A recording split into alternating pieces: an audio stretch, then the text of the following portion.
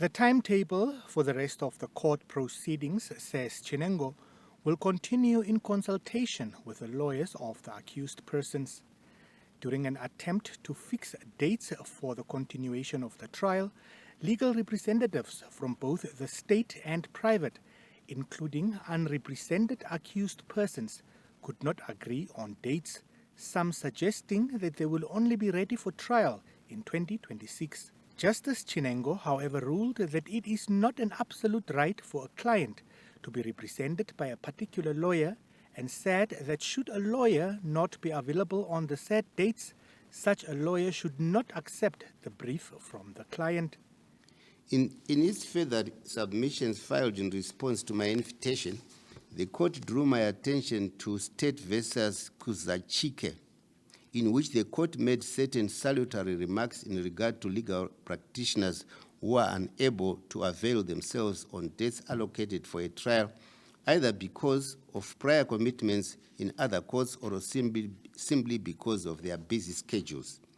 That case concerned counsel from South Africa who had been briefed for a trial but was unavailable on the trial date, and the accused applied for a postponement. Although the court granted a postponement as applied for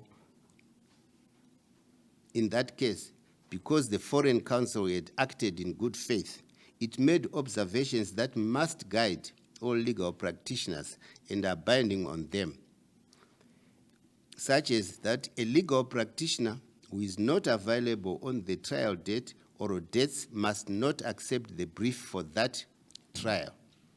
In Namibia, as in South Africa and Zimbabwe, which has constitutional provisions similar to Article 12 of the Namibian Constitution, insistence on a specific counsel is not a right recognized as an absolute right. 6 out of 10 accused persons have legal representation, of which 3 have informed the court of their readiness to continue with the trial. Some of the accused persons have indicated to the court in prior proceedings of their intentions to lodge further applications.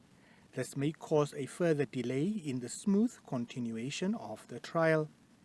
Namibia's biggest corruption trial was scheduled to commence on October 2nd last year, but has faced multiple delays, with applications asking for the recusal of the presiding judge.